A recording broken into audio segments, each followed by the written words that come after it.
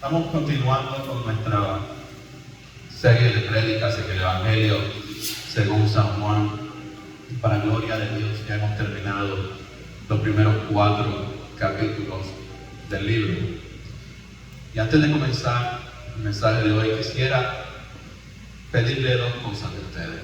La primera es que comience a prestar mucha más atención a lo que va a ir sucediendo en el libro de ahora en adelante, porque vamos a empezar a ver la oposición que se levantaba ante Jesús. Vamos a comenzar a ver cómo los religiosos se oponían a Jesús y no querían aceptarlo como lo que él decía que él era, el enviado de Dios, el Hijo del Señor. Y es fácil para nosotros, a la distancia del tiempo de cuando estos eventos sucedieron, señalar a cada una de esas personas y juzgarlos por esas decisiones que ellos tomaron. Pero si nos ponemos en sus zapatos y nosotros hubiéramos sido una de esas personas, ¿cuál hubiera sido nuestra reacción al mensaje de Jesús, a la presencia de Jesús entre ellos? Entonces, quiero que nos pongamos en esa situación. Y lo segundo que quiero pedirle es que durante la semana ustedes vuelvan a visitar los versículos de los cuales se predican el domingo. Que si tienen la oportunidad, miren el mensaje que se manda al grupo del chat. Y que se adelante al siguiente mensaje leyendo la porción bíblica que viene el domingo que continúa. Así usted va preparándose espiritualmente y repite que el Señor le hable cuando estamos aquí juntos, todos unidos. Así que hagan ese compromiso, no conmigo, con ustedes mismos y con el Señor, y así usted tendrá un mejor entendimiento de qué es lo que Juan quiere que nosotros entendamos por medio de su Evangelio. Amén. Okay. Juan se enfoca en su Evangelio en 7 señales que él llama milagros, o milagros que él llama señales, perdón. Y ya hemos visto 2 de ellos. Y han sido bastante privadas, por así decirlo, ¿no? La primera fue una boda en Caná, cuando él dijo, mi hora no ha llegado. Y la segunda fue a la distancia. Él estaba en Caná, había regresado a Jerusalén de una de las fiestas, estaba en Caná, había un oficial del rey que su hijo estaba enfermo y este varón se encontraba en Capernaum. Y al enterarse de que Jesús había regresado al área de Galilea, él fue a donde Jesús y le dijo, sana a mi hijo que está a punto de morir. Tiene una enfermedad grave, tiene una fiebre que no se le quita. Y Jesús le dijo, después de que el hombre rogó y rogó y rogó, ve, tu hijo vive. Y eso fue todo lo que el varón necesitó escuchar. Inmediatamente se dio la vuelta, sin renegar, sin decir, no, pero yo necesito que tú vengas conmigo, sino que él puso su fe en las palabras que Jesús le había dicho.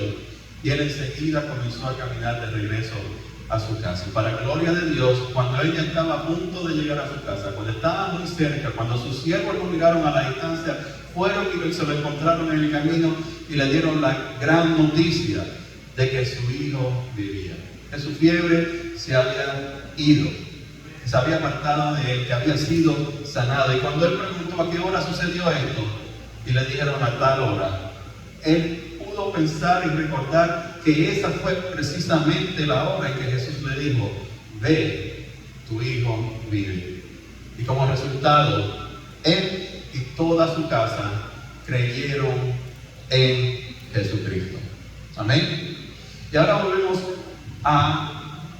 al Evangelio de Juan, el capítulo 5. Y vemos que Jesús regresa a Jerusalén, porque el Evangelio de Juan se enfoca en el ministerio de Jesús en Jerusalén, a diferencia de los otros 3 evangelios sinópticos en los cuales el ministerio de Jesús es narrado mientras él hacía su ministerio en Galilea. Juan se enfoca en Jesús en Jerusalén. Y aquí vemos en el capítulo 5 que comienza precisamente diciéndonos que Jesús había vuelto a Jerusalén porque había una fiesta de los judíos. ¿Qué fiesta era esta? Pues no sabemos. Juan no nos dice. Pero si vamos al libro de Levíticos capítulo 23, vemos que se nos mencionan 7 fiestas solemnes de Jehová. 8 si contamos el día de reposo. Las otras 7 eran fiestas anuales, pero la observación del día de reposo era una fiesta que se celebraba semanalmente. Así que depende de cómo tú lo veas, son 7 fiestas solemnes. Si usted incluye el día de reposo, entonces tenemos 8 fiestas solemnes. Y Jesús va a Jerusalén porque Él vino a cumplir la ley. Él vino a celebrar las fiestas con el pueblo, porque estas fiestas señalaban a Él. Estas fiestas le hablaban al pueblo acerca de Él. Y ellos no lo sabían. El ministerio de Jesús tiene su cumplimiento en cada una de estas fiestas. Lo que nos espera a nosotros en el futuro son estas fiestas. Y algunas de ellas ya han tenido su cumplimiento con Jesús habiendo venido, pero algunas de ellas aún no lo han tenido. Y Jesús, como buen hijo obediente, fue a celebrar una fiesta solemne de Jehová en Jerusalén junto al pueblo. Y por alguna razón Jesús nos dice el pasaje en el versículo 2 que Jesús se dirigió a un estanque cerca de una de las puertas del templo, y este estanque se llamaba Betesda.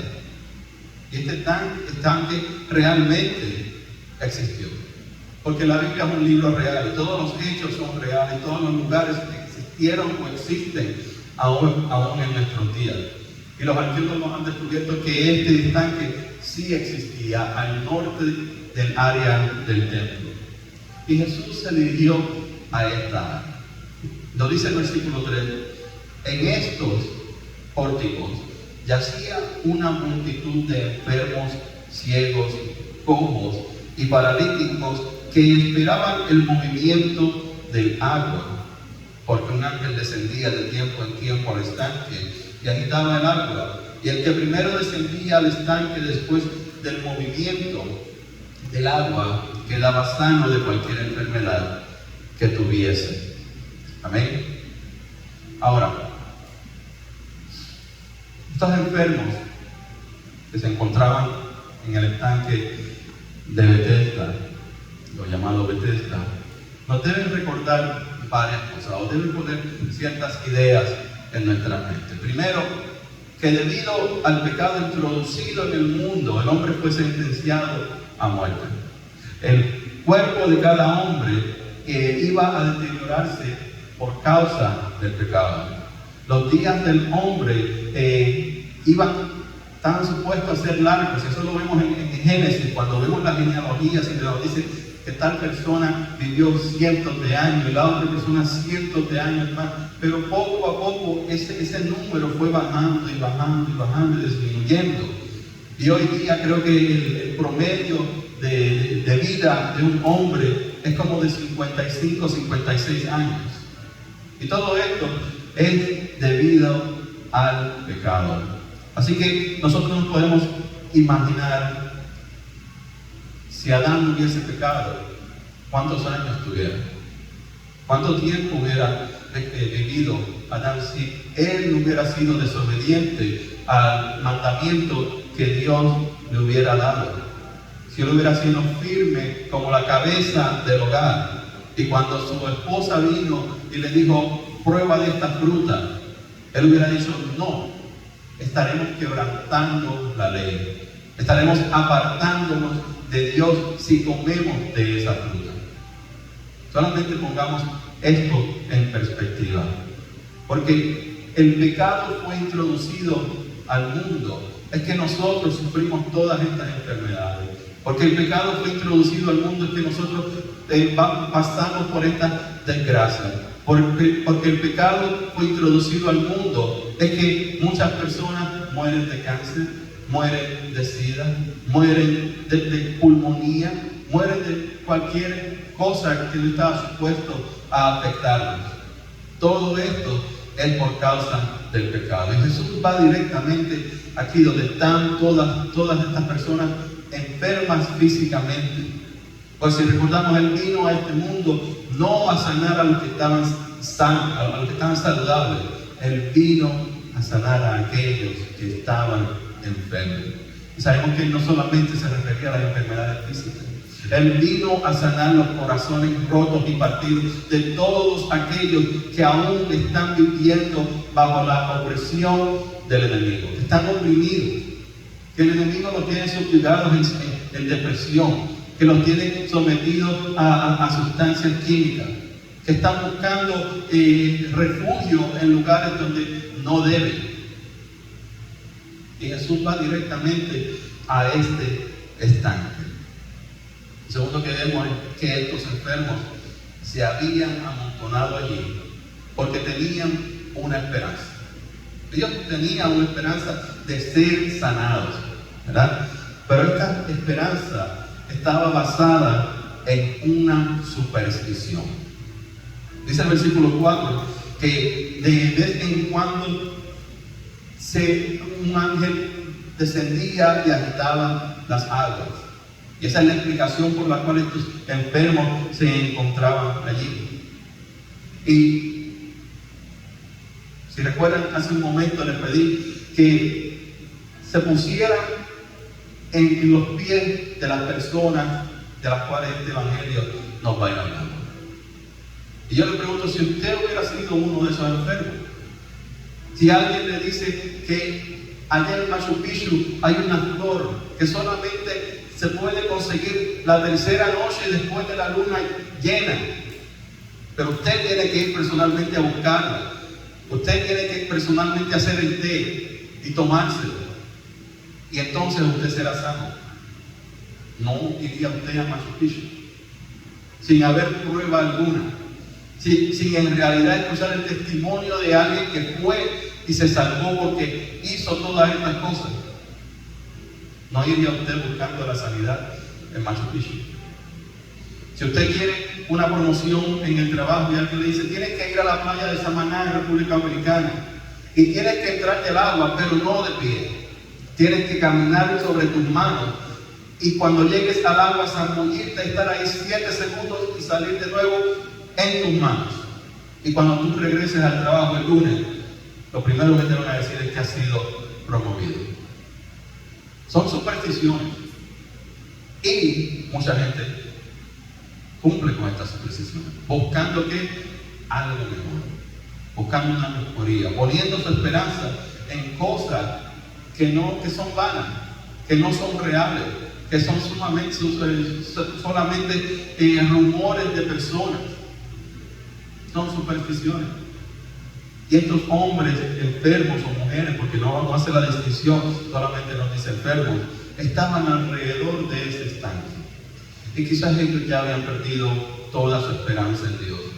Quizás ellos estaban tan hundidos en su sufrimiento que se habían olvidado de que al Dios que ellos estaban supuestos a estar sirviéndole, al Dios al que ellos estaban supuestos a poner toda su esperanza en Él, todavía estaba obrando. Solamente había que rogar, solamente había que poner sus peticiones y sus problemas delante de Él, y Él iba a responder cada uno de esos clamores.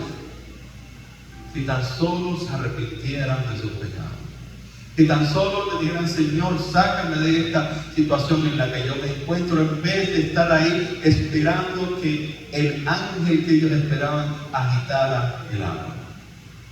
Son simplemente supersticiones. Pero muchas personas hoy día aún viven de estas supersticiones. Muchas personas se levantan todos los días y con la tecnología abren su teléfono y buscan una aplicación del horóscopo que les diga cómo va a ser su día el día de hoy. Voy a encontrar el amor de mi vida. Voy a hacerme rico el día de hoy. Poniendo su esperanza en palabras vanas de hombres que están consultando las estrellas, cuando el Señor dijo, no consulten las estrellas, esas cosas son abominación, esas cosas no me agradan. Y aquí está Jesús en este lugar, lleno de personas buscando sanidad, esperando sanidad, llena de personas cuyos corazones están rotos, cuya esperanza está puesta en las cosas que no en realidad no valen nada. Es que el ser humano se volvió muy supersticioso, en métodos que no tienen certeza ni seguridad alguna. Todas estas personas están yendo en contra de la voluntad de Dios, quien nos recuerda por medio de las palabras del salmista que cercano está Dios a todos los que le invocan, a todos los que le invocan de verdad. Él cumplirá el deseo de los que le temen y asimismo oirá el clamor de ellos y los salvará. Son palabras que debieron haber estado presentes en la vida de todas estas personas, estos judíos, quizás israelitas que estaban alrededor de este estanque. Pero al parecer ninguno de ellos había invocado a Dios, y lo más probable es porque, como les digo, ellos habían perdido toda su esperanza en Él y la habían puesto en algo que supuestamente podía suceder en este estanque. Y entre estos enfermos se encontraba un hombre paralítico. Eso es lo que nos dice el versículo 5. Y había allí un hombre que hacía 38 años que estaba enfermo. Ya llevaba 38 años enfermo. No quiere decir que esa era su edad específicamente. Simplemente llevaba 38 años enfermo. Y su vida estaba a punto de cambiar. No por el agua del estanque, sino porque iba a tener un encuentro con el poderoso de Israel. Amén. Dicen los versículos 5 al 9. Y había un hombre que hacía 38 años que estaba enfermo. Cuando Jesús lo vio acostado y supo que llevaba ya mucho tiempo así, le dijo: ¿quieres ser sano? Señor, le respondió el enfermo, no tengo quien me meta en el estanque cuando se agita el agua, y entre tanto que yo voy, otro desciende antes que yo. Jesús le dijo: levántate, toma tu lecho y anda. Y al instante aquel hombre fue sanado y tomó su lecho y anduvo. Y era día de reposo aquel día. Si recuerdan ustedes, cuando estudiamos el capítulo 4, se nos dijo que Jesús tenía que pasar por Samaria. Y la razón era que él tenía una cita divina con una mujer cuya vida iba a cambiar. No sabemos las razones por las que Jesús decidió ir a este estanque de Betesda, aparte de que porque allí se encontraban muchos enfermos. No sabemos la razón por la que él eligió a ese hombre específicamente. Quizás fue porque él no era ignorante a la necesidad del hombre. Él conocía y conoce los corazones de cada una de las personas. Y Jesús no sanó a todo el que estaba allí. Él escogió a este hombre. Él fue directamente a donde él y le hizo una pregunta. Una pregunta que se puede contestar con una palabra, sí o no. O se puede dar una explicación muy larga. Sí, claro que sí, ¿por qué no? Tú puedes darme, conoces a alguien que puede darle. ¿Quieres ser sano? Así como lo hizo con nosotros, ¿no? Él no esperó a que nosotros fuéramos a donde Él para salvarnos. Él tomó la iniciativa. Jesús no esperó a que el hombre pusiera sus ojos en Él para despertar su curiosidad y después de entrevistarlo y saber por qué Él estaba ahí, saber toda su historia, preguntarle si había algo que Él podía hacer por Él. Eso no fue lo que Jesús hizo. Jesús fue a donde este hombre y le preguntó si quería ser sano. Ser sano de su condición iba a cambiar la vida de él completamente. Jesús lo sabía. Los discípulos que estaban alrededor de Jesús lo sabían. El hombre lo sabía. Nosotros lo sabemos. Que la sanidad en su vida iba a cambiarlo todo. Pero este hombre lo contestó con un sí. Sano. Quiero ser sano. No. El hombre lo que hizo fue se puso a darle excusas largas a Jesús que Jesús no había pedido. No, mira que cuando baja el ángel, toca el agua, se agita y siempre hay alguien que llega antes que yo, porque yo no tengo a nadie que me ayude llegar al estanque, al agua, meterme antes que nadie. Una historia larga que Jesús no la había pedido. La pregunta fue, ¿quieres ser sano? La pregunta no fue, ¿por qué se te es tan difícil llegar al agua? ¿Quieres ser sano? En el capítulo anterior vimos que este oficial del rey fue donde Jesús y mostró su fe en Jesús. Ve, tu hijo vive, y él enseguida se dio la vuelta y se fue. Quiere ser sano. Y este hombre no mostró ningún tipo de fe en que la persona que estaba frente a él le estaba haciendo esta pregunta porque había algo que él podía hacer por él para sanar. Quizás él no sabía, y estoy seguro que no lo sabía, el versículo 13 nos lo dice, quién era que le estaba hablando. Él no conocía del poder de la persona que le estaba hablando. Pero mínimo, si te están preguntando si quieres ser sano, es porque algún tipo de ayuda Él te va a dar. Él anda con unos varones fuertes y saludables, y quizás le va a decir a uno o dos, ayúdenlo, quédense aquí con él, ayúdenlo a entrar al agua cuando el agua se agite. Pero eso no era lo que Jesús tenía en mente. Ese no era el plan y la razón por la que Jesús estaba allí. Él quería sanar a este hombre. Y él, como caballero, le preguntó, ¿quieres ser sano? No simplemente fue y lo sanó con la autoridad que él tenía. Él fue y le preguntó, ¿quieres ser sano? Y este hombre se puso a darle juicio.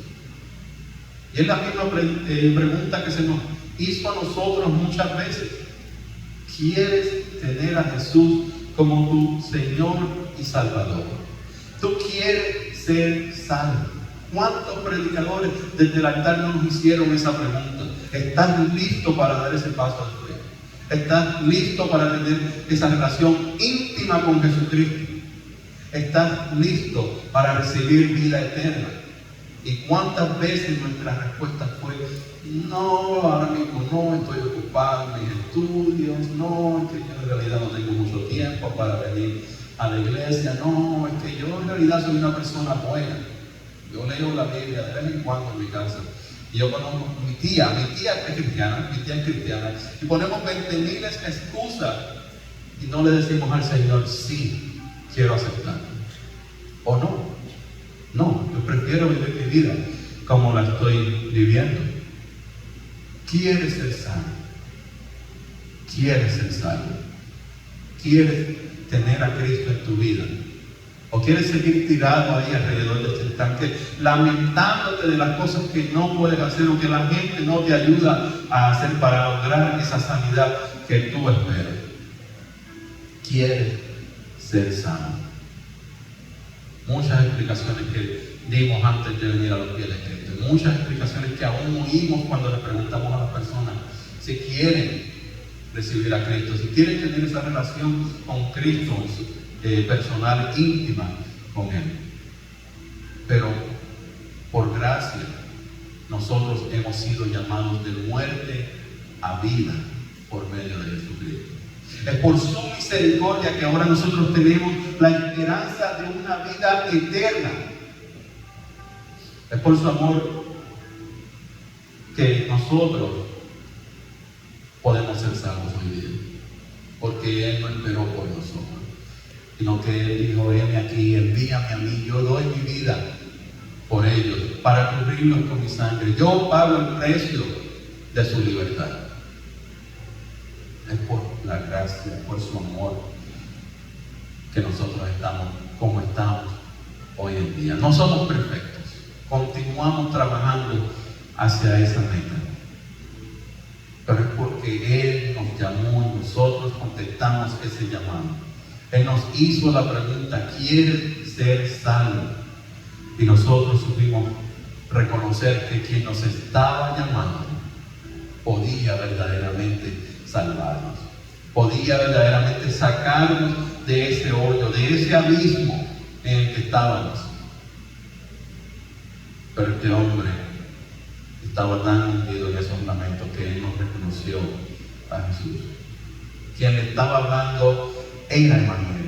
Quien le estaba hablando era aquel de que Isaías dijo que vendría a proclamar el año de la buena voluntad de Jehová. Jehová. Quien le hablaba era aquel del quien Pedro dijo que Dios lo había ungido con el Espíritu Santo y poder, y anduvo haciendo bienes y sanando a todos los oprimidos por el diablo. Ese es quien estaba enfrente de él en ese momento, en este instante. Él es Jesús, el poderoso de Israel. Y él estaba allí frente a este hombre, y no estaba allí para escuchar ningún tipo de discurso. Él estaba allí para sanarle y así glorificar al Padre. Y vemos que Jesús le dijo: levántate, toma tu lecho y anda. No te quedes allá acostado. Te he dado una orden. Obedécela. Levántate, toma tu cama y anda. Y al instante el hombre fue sanado, tomó su cama y comenzó a caminar. ¿Cuántos dan gloria a Dios en este momento? Esto es un milagro que solo Dios puede hacer.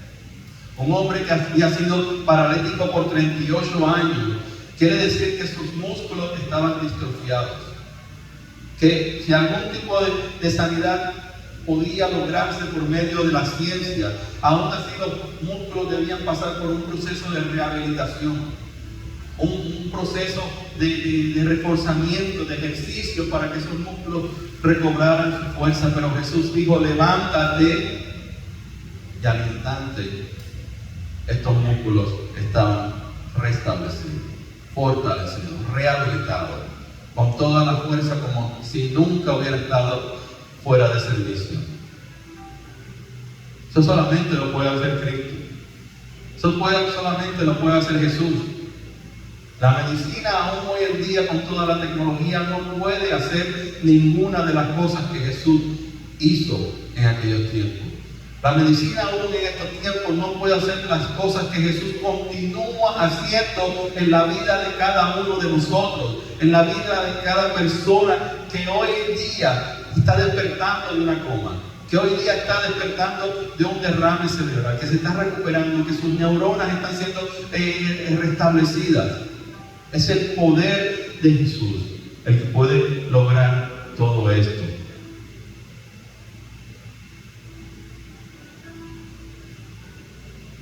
Entonces, el hombre se levantó y el hombre fue caminando con su camilla después de este milagro.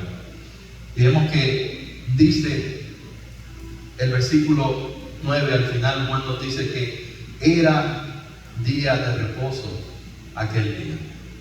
Era un día en el que no se podía hacer ningún tipo de trabajo. Ningún tipo de trabajo. Porque la ley así lo establecía. No pueden hacer trabajo. Pero los fariseos religiosos habían cogido la ley de Dios y le habían añadido cosas para hacer la ley de Dios aún más difícil de lo que era. Dice los versículos 10 al 18. Entonces los judíos dijeron a aquel que había sido sanado: es día de reposo, no te es lícito llevar tu lecho. Él le respondió: el que me sanó, él mismo me dijo: toma tu lecho y anda. Entonces le preguntaron: ¿quién es el que te dijo toma tu lecho y anda? Y el que había sido sanado no sabía quién fuese, porque Jesús se había apartado de la gente que estaba en aquel lugar. Después le halló Jesús en el templo y le dijo: mira, has sido sanado, no peques más, para que no te venga alguna cosa peor. El hombre se fue y dio aviso a los judíos que Jesús era el que le había sanado. Y por esta causa los judíos perseguían a Jesús y procuraban matarle, porque hacía estas cosas en el día de reposo. Y Jesús les respondió: mi Padre hasta ahora trabaja y yo trabajo. Por esto los judíos aún más procuraban matarle, porque no solo quebrantaba el día de reposo, sino que también decía que Dios era su propio Padre, haciéndose igual a Dios. Es la razón por la que Juan termina ese versículo 9 de esta manera. Estos judíos religiosos, que eran de la secta de los fariseos, ven a un hombre caminando con su cama bajo el brazo. Pero este no era cualquier hombre. Era un hombre que había pasado 38 años paralítico, acostado en el suelo.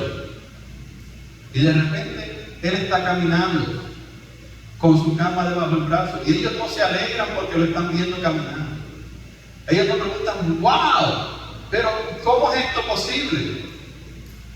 Ellos no están mirando que lo que ha sucedido con este hombre, lo que ellos están presenciando al verlo caminar enfrente de ellos, es un milagro que solamente Dios pudo haber hecho.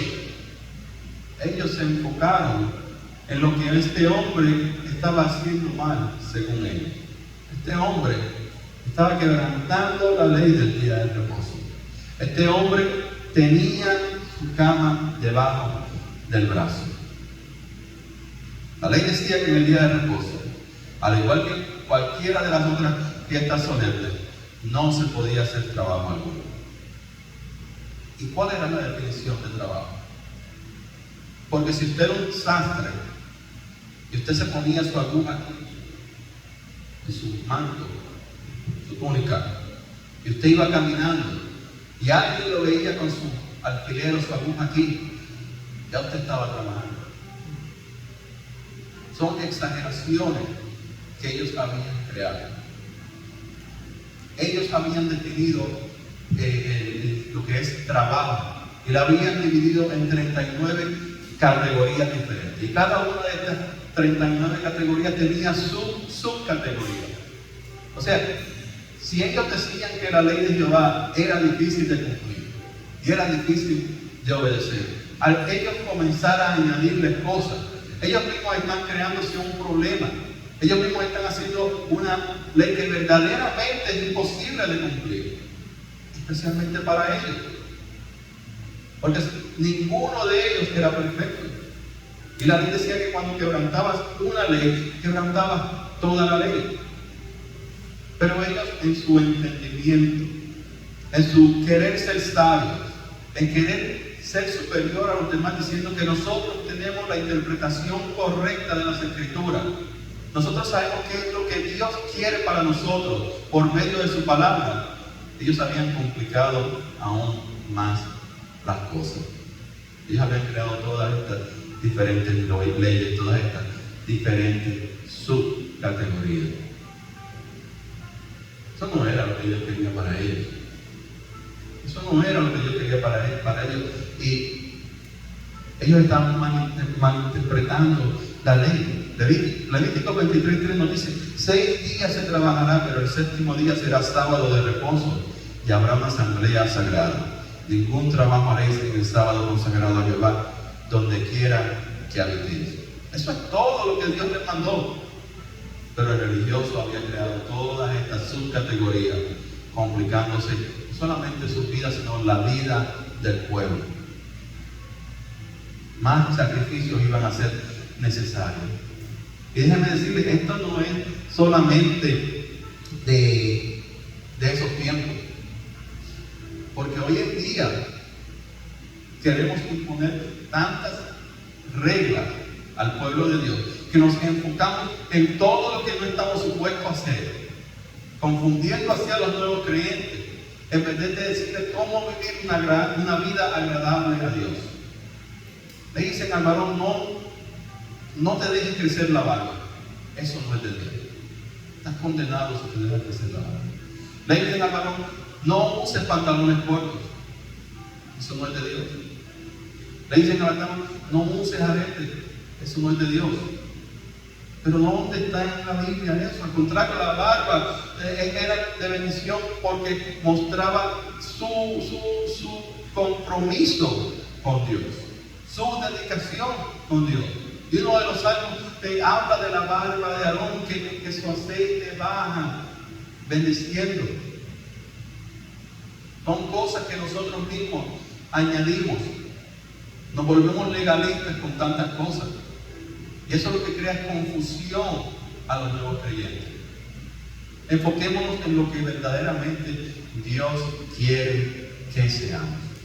Que seamos personas que demuestran que llevan una vida espiritual, que oran constantemente, que dedican tiempo al estudio de la palabra, que llevan en sus labios alabanza constante, que sus obras son muestras del fruto del Espíritu Santo que mora en ellos. No que pretendamos ser cristianos de verdad. No que vengamos a la iglesia el domingo por 2 horas y nos conformemos con esas 2 horas, sino que verdaderamente tengamos esa intimidad con nuestro Señor en todo tiempo. Que compartamos las buenas nuevas con cada persona que aún necesita escuchar que Cristo los ama, que Jesús murió en la cruz del Calvario por ellos, para que obtengan vida eterna. Muchos antes de nosotros, muchos después de nosotros, y muchos hoy en día han dado su vida, darán su vida y continúan dando su vida para que este evangelio sea predicado por todas partes del mundo. Para que este evangelio sea predicado por todas partes del mundo. No para confundirlo con el legalismo, no para confundirlo con no te dejes crecer la barba, con cosas que no salvan y que tampoco condenan. No le añadamos más cosas a la ley de Dios de las que ya están ahí. Ese es el problema que tenían estos fariseos. Ellos añadían cosa tras cosa, y en vez de poner sus ojos en el milagro que estaba enfrente de ellos condenaron que este hombre estaba haciendo trabajo en un día de reposo. Ellos interrogan al hombre y le dicen: ¿por qué tú estás llevando esta camilla? ¿Por qué estás trabajando? Y ellos no le preguntan cómo caminaste, cómo te levantaste, cómo te recuperaste, te metieron al agua, entraste. Nada de eso. ¿Por qué estás haciendo trabajo el día de reposo? Y este hombre no sabía el nombre de Jesús. Pero inmediatamente dijo: el que me sanó me dijo. El que me sanó me dijo: levántate, toma tu lecho y anda. Él no pudo dar el testimonio correcto de que yo estaba ahí tirado, estaba ahí acostado por 38 años, olvidado por la sociedad.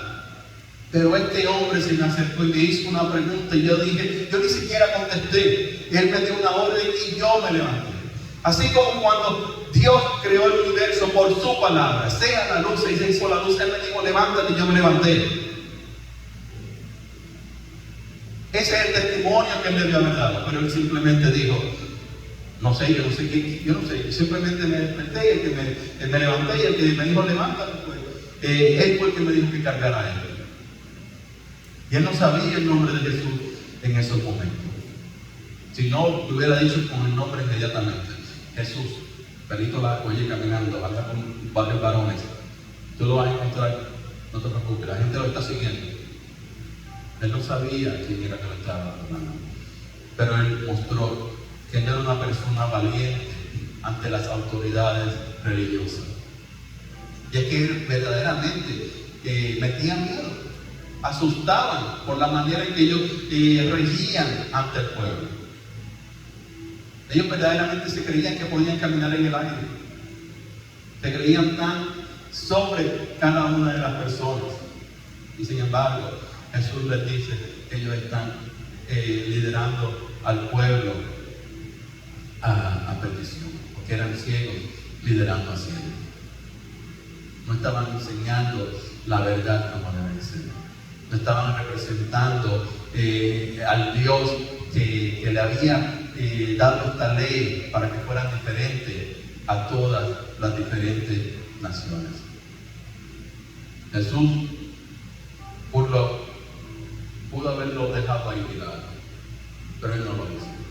Él mostró su amor y su misericordia en un hombre que no tenía algún tipo de fe en Él.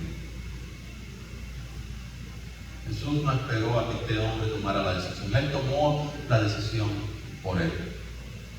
Y vemos que pasó un tiempo, que dice: después Jesús lo halló en el templo. Y cuando Él lo halló en el templo, Jesús le dice algo. Y usted lo puede tomar como usted lo lea. Lo puede tomar como un consejo o lo puede tomar como una advertencia. Porque el tono de las palabras no se nos cambia. Jesús pudo haberle dicho un tono de advertencia: ya te sané, así que deja de pecar para que no te pase algo peor. Es una advertencia. O Jesús quizás te lo pudo haber dicho en un tono de consejo: mira, estás sana, para que no te pase algo peor, no sigas pecando.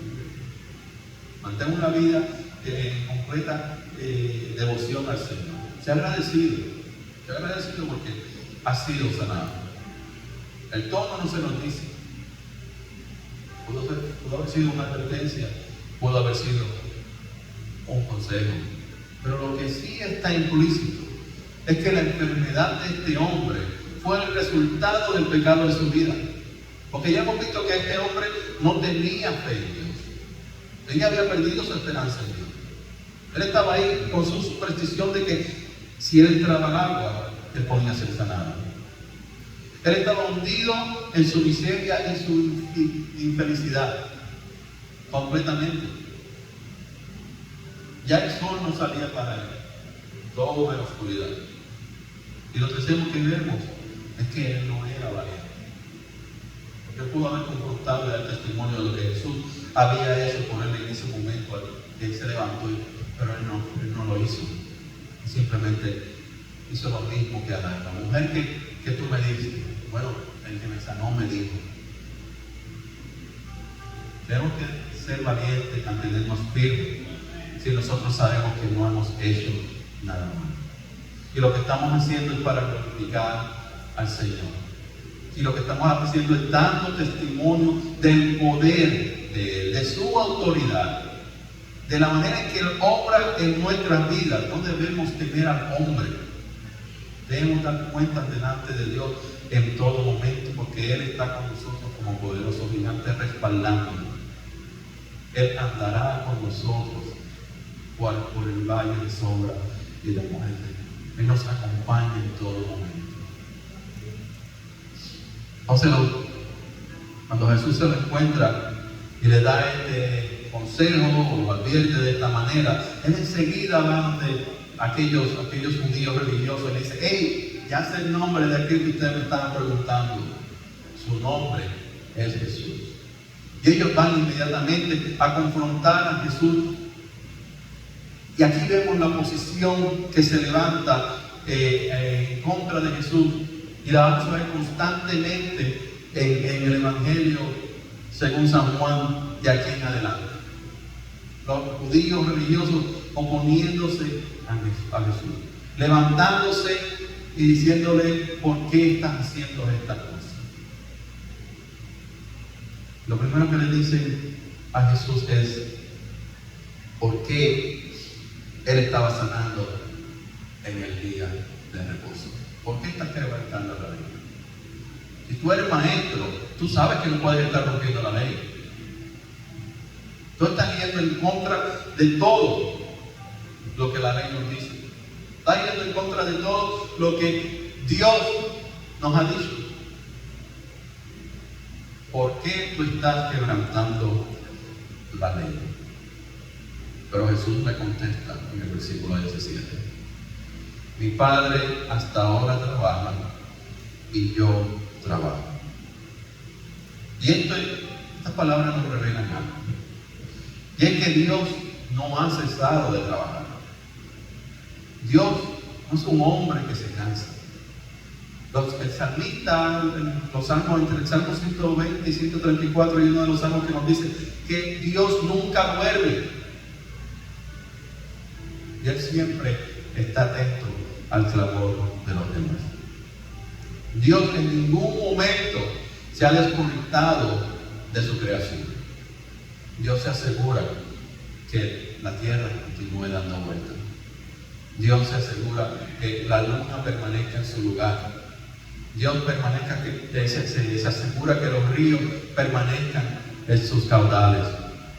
Dios está activamente obrando día tras día, noche tras noche, minuto tras minuto, en nuestras vidas. Dios no ha dejado de trabajar. Dios tiene cuidado de su creación y nosotros somos parte de esta creación. Él se asegura de que aquellos que creen en el Hijo estén bien. Y Él aún continúa poniendo aquellos que han creído en Jesús, de que ellos compartan el mensaje de salvación. Mi Padre aún trabaja y yo trabajo. Una declaración que para el judío es impactante. Tanto así que ellos lo vieron como una blasfemia, porque Jesús estaba diciendo: Dios Padre y yo somos iguales. Estamos iguales. Jesús se está declarando igual al Padre. Es así como ellos lo entendieron. Y es por eso que ellos reaccionan de esta manera. Jesús se lo está dejando claro. Miren, yo he visto al Padre, yo no he visto a mi Padre nunca descansar. Yo siempre lo he visto trabajando, siempre lo he visto envuelto en su creación. Eso es lo que yo he visto. Yo lo miro escuchando cada una de sus plegarias, de sus ruegos, de sus clamores, de sus oraciones, y lo he visto contestando cada una de ellas. Yo lo veo a Él dándole paz al angustiado. Yo lo veo sanando corazones heridos y quebrantados. Yo lo veo levantando al caído. Y yo hago lo mismo que Él. Es lo que yo he visto a Él hacer. Y para el judío religioso estas palabras fueron la blasfemia más grande que cualquier hombre podía decir. Este hombre ha llegado a Jerusalén a enseñar sin haber ido a alguna escuela de rabíes. Este hombre que ahora tiene sus seguidores y que ha venido a revolucionar nuestras maneras, nuestras costumbres, nuestras tradiciones, no solo ha hecho algo el día de reposo quebrantando la ley, sino que ahora nos dice que Él es igual a Dios. Debemos matarlo. Ya de hecho está sembrado en sus corazones. Esa maldad, ese deseo de deshacerse del Hijo de Dios, del Cristo, del ungido, ya está en sus corazones. Y Jesús conoce sus pensamientos, Él conoce sus corazones, Él conoce sus intenciones, y por lo tanto vemos que Jesús comienza un discurso bastante largo en los versículos 19 al 29. Respondió entonces Jesús y les dijo: de cierto os digo, no puede el Hijo hacer nada por sí mismo, sino lo que ve hacer al Padre. Porque todo lo que el Padre hace, también lo hace el Hijo igualmente. Porque el Padre ama al Hijo y le muestra todas las cosas que Él hace, y mayores obras que estas le mostrará. De modo que vosotros os maravilléis. Porque como el Padre levanta a los muertos y les da vida, así también el Hijo a los que quiere da vida. Porque el Padre a nadie juzga, sino que todo el juicio dio al Hijo, para que todos honren al Hijo como honran al Padre. El que no honra al Hijo, no honra al Padre que le envió. De cierto os digo, el que oye mi palabra y cree al que me envió tiene vida eterna, y no vendrá a condenación, mas ha pasado de muerte a vida. De cierto os digo, viene la hora, y ahora es, cuando los muertos oirán la voz del Hijo de Dios, y los que la oyeren vivirán. Porque como el Padre tiene vida en sí mismo, así también ha dado al Hijo el tener vida en sí mismo. Y también le dio autoridad de hacer juicio, por cuanto es el Hijo del Hombre. No os maravilléis de esto, porque vendrá hora cuando todos los que están en los sepulcros oirán su voz. Y los que hicieron lo bueno saldrán a resurrección de vida, mas los que hicieron lo malo a resurrección de condenación. Hermanos, los judíos están ofendidos porque Jesús les dijo que Él es igual al Padre. Y Él ve la reacción de ellos. Y Él no trata de calmarlos, pero sí trata de enseñarles y así poder quitarle la venda de los ojos. ¿Y cómo es que Él lo hace? Bueno, primero les dice, de cierto os digo. Y esto es equivalente a, presten atención muchachos, porque lo que les voy a decir es sumamente importante. Como cuando usted está cogiendo una clase y el maestro le dice, subrayen esto viene en el examen. Es lo mismo, de cierto os digo, esto es sumamente importante, presten atención, inclinen sus oídos. Yo puedo hacer estas cosas porque yo soy el Hijo de Dios. Él no los está calmando. En ningún momento Él está tratando de calmar. Él quiere que ellos entiendan. Yo no soy uno de los hijos de Dios. Yo soy el Hijo de Dios. Y como Hijo de Dios, Él me ha dado autoridad para hacer las mismas cosas que Él hace. Yo puedo hacer las mismas cosas que mi Padre hace. Ustedes se alteran porque yo he sanado a un hombre que llevaba 38 años ahí enfermo, tendido en el suelo. Pero yo quiero decirles algo. Si yo lo sané, eso no fue de mi propia voluntad. Eso no fue por mí mismo que yo pude hacer eso. Si yo lo sané, fue porque el que me envió obró por medio de él. Y yo solamente le estoy dando gloria al Padre nuestro celestial, a mi Padre, al que me envió. Él me ha mostrado cómo hacerlo y me ha dado poder para hacerlo, de modo que yo pueda glorificarlo a Él y darle a conocer a todos los hombres por medio de las cosas que yo estoy haciendo. Mis obras son testimonio de que yo procedo de Él, de que Él me ha enviado, de que Él y yo somos uno. No se alarmen por estas cosas. Estas cosas que ustedes ven como ofensivas, en realidad le agradan a Dios, porque estoy haciendo su voluntad. O a eso que Dios dio.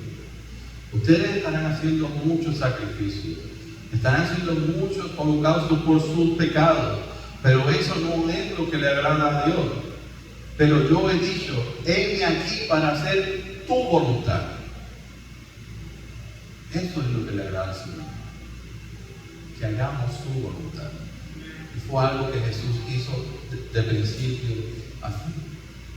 Él no se desvió ni a izquierda ni a derecha a hacer cualquier cosa que a Dios no le agrada, a hacer cualquier cosa que estaba fuera de la voluntad del Padre. Él vino a hacer la voluntad del Padre. Dice en Mateo 3:17 que cuando Jesús fue bautizado, una voz de los cielos decía: este es mi Hijo amado, en quien tengo complacencia. Y en nuestro entendimiento no debe haber lugar para duda de que el Padre ama a Él. No solo lo vemos en Mateo 3:17, sino que ahora en este versículo también lo vemos. Y lo vemos más adelante cuando Jesús oraba en el momento de agonía en Getsemaní, en el capítulo 17, donde Él dice que el mundo conozca que tú me has enviado y que los has amado, como también a mí me has amado. Jesús estaba claro en esa relación que Él tiene con el Padre. Y lo presenta aquí delante de los fariseos, lo presenta en oración constantemente, para que nosotros entendamos que el Padre lo ama. Porque el Padre lo ama, es que Él da testimonio de Él, diciendo: este es mi Hijo, en quien yo tengo complacencia. A Él escucha. Este es mi Hijo amado, en quien yo tengo complacencia. Como Jesús es amado por nuestro Padre celestial, el Hijo ha visto al Padre operar constantemente. Él observa al Padre obrar y tiene la certeza de que cosas mayores sucederán.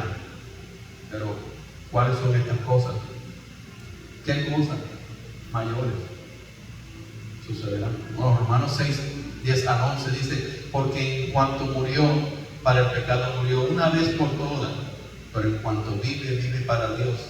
Así también vosotros considerad que estáis muertos para el pecado, pero que estáis vivos para Dios en Cristo. Colosenses 2:12 dice: fuisteis sepultados juntamente con Él en el bautismo, en el cual también fuisteis resucitados juntamente con Él, por medio de la fe en el poder de Dios que lo levantó de entre los muertos. ¿Qué nos dicen estos versículos? Bueno, nos dicen que las grandes cosas que Jesús haría fue que Él murió para que nosotros también muramos con Él. Pero que Él resucitó para que nosotros resucitemos con Él. Y una vez resucitado, vemos que Jesús ascendió a los cielos y ahora está sentado a la derecha del Padre, el cual es el lugar de honor. Nos dice Efesios 1:20: Dios ejerció su fuerza en Cristo cuando lo resucitó de entre los muertos y lo hizo sentar a su diestra en los lugares celestiales. Así que ¿con qué autoridad Jesús nos está hablando? Con la autoridad de que Él está en el lugar de honor, de que Él está sentado a la derecha del Padre. Esa es la autoridad con que Jesús nos está hablando a estos fariseos. Y Jesús reinará y nosotros junto con Él. Jesús resucitó y Él reinará por siempre. Y hay algo que tanto el mundo físico como el mundo espiritual debe saber y aceptar: que Jesús es Rey de Reyes, que Jesús es Señor de señores, que Jesús es victorioso, que Jesús pondrá a sus enemigos debajo de sus pies. Y al hacerlo, encontramos que no habrá más noche ni tienen necesidad de luz de lámpara ni de luz del sol, porque el Señor Dios alumbrará sobre ellos y reinarán por los siglos de los siglos. Amén. ¿De quién habla? Habla de nosotros, diciendo que Él nos exaltará cuando Él ponga a todos sus enemigos debajo de sus pies. Que nosotros no tendremos necesidad de luz, porque su gloria, la luz de su gloria, será suficiente para nosotros, y que nosotros reinaremos junto con Él por los siglos de todos los siglos. Son cosas grandes que Jesús hará, que Jesús hizo, que Jesús continúa haciendo. Jesús menciona que en Él hay vida, que el Padre da vida. Bueno, Jesús es el dador de vida.